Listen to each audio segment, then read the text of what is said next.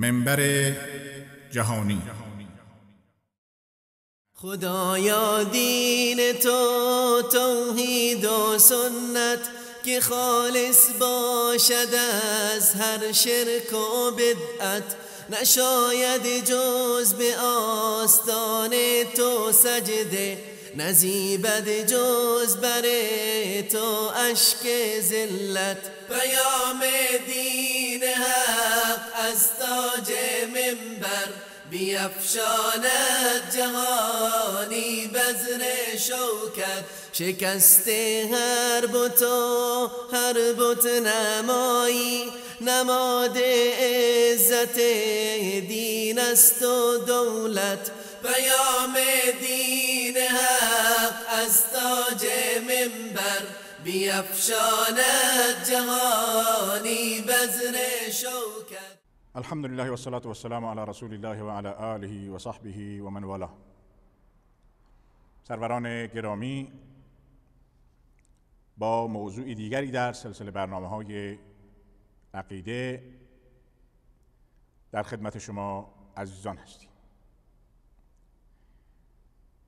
در این جلسه پیرامون تفکر در آیات الهی با همدیگر سخن خواهیم گفت. الله متعال که من و شما را در این جهان آفریده است، برای عبادت و پرستش آفریده که او را به یکتایی بپرستیم و تنها از او در همه حاجاتمان کمک بخواهیم. به همین دلیل از ما می‌خواهد که با تفکر و با بکار انداختن نعمت‌های فراوانی که الله متعال به ما داده، به خصوص حواس پنجگانه، از ما می‌خواهد که با دیدن و با شنیدن و با فکر کردن و با دقت و تدبر و تأمل کردن به قدرت و عظمت ذات متعال او پی ببریم. در محیطی که قرآن کریم نازل شد، چون که اولین مخاطبان قرآن اونها بودند، الله متعال اونها را متوجه کرد که ای کسانی که در این دشت و صحرا حرکت میکنید، افلا ینظرون الی الابل کیف خلقت، آیا نمی نگرند این شتر را که چگونه آفریده شده است؟ خلقت عجیب شتر را نگاه نمی کنید؟ این دلالت بر چه دارد؟ بر قدرت و عظمت الله متعال دارد. و الی السماء کیف رفعت، به این آسمان بلند، به این کهکشان ها، به این ستاره های روشن که شما را راهنمایی می کند نگاه نمی کنید؟ چقدر با دقت و تأمل آفریده شده است. و الی الجبال کیف نصبت، این کوههایی که مانند میخ به تعبیر قرآن در جای دیگر و الجبال اوتادا، همانند میخ بر زمین کوبیده شده است.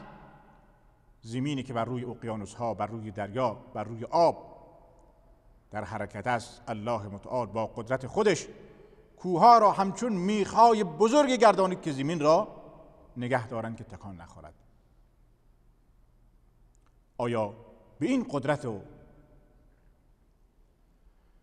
دقت پروردگار و تدبیر دقیق پروردگار نگاه نمی کنید؟ تفکر نمی کنید؟ تأمل نمی کنید؟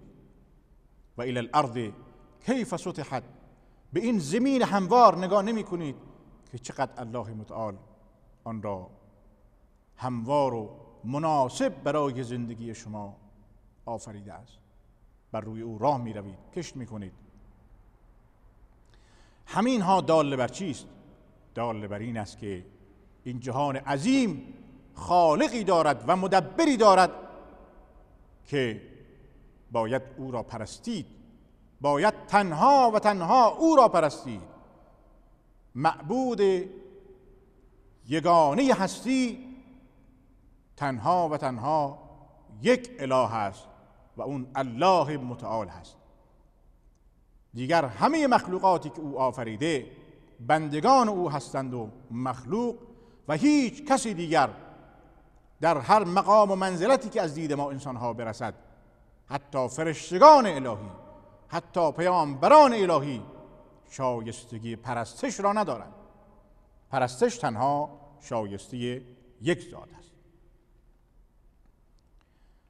جهانی که ما درش زندگی میکنیم اگر دقت بکنیم و تأمل بکنیم، این حقیقت را میتوان به دایره‌ای تشبیه داد که 4 خط متقاطع را قطع کرده است یا احاطه کرده است. این 4 تا خط اول نقل صحیح است، خط دوم عقل سریح، سوم فطرت سلیم و چهارم واقعیت موجود. نقل صحیح یعنی علاوه بر قرآن کریم نصوصی که از رسول گرامی صلی الله علیه و آله و سلم به ما رسیده. دوم عقل صحیح و صریح، عقلی که سالم باشد، مریض نباشد، تابع هوا و هوس نباشد. و فطرت سالم، فطرت سالم انسان. فطرت سالم چیست؟ فطرت سالم این که در لحظاتی که انسان به شدت نیاز پیدا می کند به این که کسی به او کمک کند، توجهش به کجا میره؟ به گنبد و بارگاه و امام و امامزاده، یا اینکه فقط به الله؟ و اذا غشیهم موج کالظلل دعوا الله مخلصین له الدین. این فطرت سالم است. مشرک بودن، بت میپرستیدن، اما هنگامی که در دریا در حال غرق شدن بودند، دعوا الله مخلصین له الدین، الله را با اخلاص تمام یاد میکردند و به فریاد میخواندند. ولئن سألتهم من خلق السماوات والارض لیقولن الله. خالق آسمان و زمین کیست؟ میگویند الله. من یرزقکم من السماء والارض لیقولن الله. پس فطرت سالم این است که خالق و آفریدگار و مدبر و روزی دهنده و حفاظت کننده تنها و تنها یک اله است. و چهارم حقایق موجود دور بر ما. همه اینها چیزی را تشکیل میدهند به نام حقیقت، دایره ای را به نام حقیقت، و همه با هم هماهنگ هستند. نص یا نقل صحیح، عقل سالم، فطرت سالم و حقایق زندگی روزمره، همه اینها با هم هماهنگ هستند و مؤید یکدیگر. همه دال بر این است که این جهان هستی خالقی دارد و معبودی و الهی، و اون خالق و معبود و اله تنها ذاتی است که شایسته پرستش است. جز او هیچ کسی دیگری در این جهان بزرگ شایسته پرستش نیست. تمام ادیان آسمانی، ادیان الهی که در گذشته آمده بودند، به شمول آخرین دین یعنی دین اسلام، بر 2 اصل عظیم و اساسی استوار بودند. این 2 اصل عقیده و عمل یا ایمان و عمل است. یکی جنبه درونی و اعتقادی دارد و یکی جنبه عملی دارد. و ما ارسلنا من قبلك من رسول الا نوحی الیه انه لا اله الا انا فاعبدونی. همه ادیان آسمانی به این 2 اصل دعوت کردند که از درون باید شما معتقد داشت باشید و باور داشته باشید به این که جز الله یگانه هیچ معبودی شایسته پرستش نیست، و دوم این که باید اون ذات را پرستید. بنابراین وقتی ما به قرآن کریم دقت میکنیم میبینیم که بیش از 1300 آیه است که در قرآن کریم از هستی و خلقت انسان سخن میگوید. میدانیم قرآن حدود 6000 آیه است، با اختلافی که در شمارش آیات وجود دارد حدود 6000 آیه است. 1300 آیه یعنی 1/6 قرآن. 1/6 قرآن درباره خلقت و هستی انسان سخن میگه. خب اگر اقم الصلاة معنیش این است که نماز بخونید، آتوا الزکات معنیش این است که زکات بدهید، میراث و طلاق و احکام دیگر. خب این 1300 آیه که ما را به خلقت انسان، به مراحل تکوین انسان، به عظمت و بزرگواری این جهان، به دقت این صنع و آفرینش فرا میخواند. هدف چیست؟ این آیات چرا نازل شده؟ الله متعال این آیات را چرا نازل فرموده؟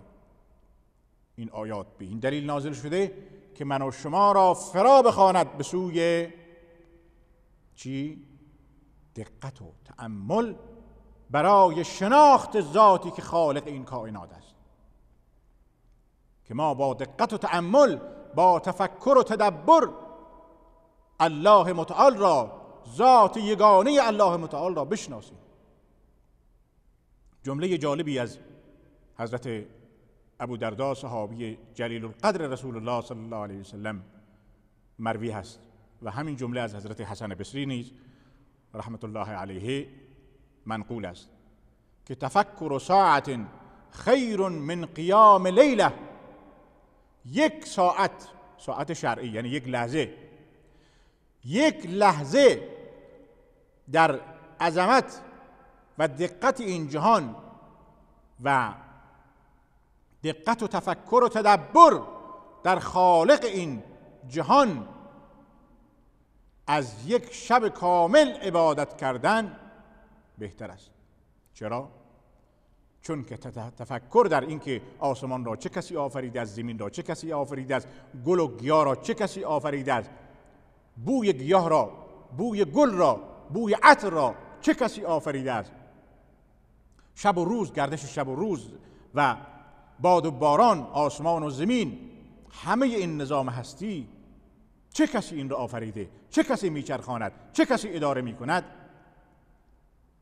1 لحظه در این باره تفکر کردن و از این راه به عظمت الله متعال و به یکتایی و یگانگی ذات متعال او پی بردن، از شبی کامل را در عبادت گذراندن و نماز خواندن بهتر است. بله، و به قول سعدی شیرازی، برگ درختان سبز در نظر هوشیار، هر ورقش دفتری است معرفت کردگار. قطعاً وقتی که انسان به این جهان فکر می کند و به یکایک مخلوقات الهی فکر می کند، در وجود خودش و فی انفسکم افلا تبصرون، در این دست، در این چشم، در این گوش، در نظامی که الله متعال در وجود ما گذاشته است، در سلولهایی که در ما گذاشته است، در خونی که در وجود ما در حرکت است، در این عقل، در این هوش، در این حافظه، در اینها دقت و تأمل کردن و از این راه به عظمت و بزرگواری ذات متعال او پی بردن، این عبادتی است که قطعاً به تعبیر حضرت ابودرداء رضی الله عنه 1 لحظه آن از 1 شب کامل عبادت بهتر است. امیدواریم که خداوند به من و شما توفیق عنایت فرماید که ما بتوانیم شب و روز خود را و تمام لحظات زندگی خود را در دقت و تأمل و تفکر در شناخت الله متعال به کار ببریم و این توفیق تنها از طرف الله متعال است. امیدواریم که خداوند من و شما و همه انسانها را به این نعمت عظیم توجه بدهد و به ما توفیق بدهد که بتوانیم فکر بکنیم و از راه فکر و اندیشه و تأمل پروردگار یگانه و یکتای خودمون را بشناسیم. تا جلسه دیگر همه شما را به الله متعال میسپارم. الله متعال یار و نگهدارتون باد. خدایا دین تو توحید و سنت که خالص باشد از هر شرک و بدعت، نشاید جز به آستان تو سجده، نزیبد جز بر تو اشک ذلت. پیام دین حق از تاج منبر بیفشاند جهانی بذر شوکت، شکست هر بت و هر بت نمایی، نماد عزت دین است و دولت.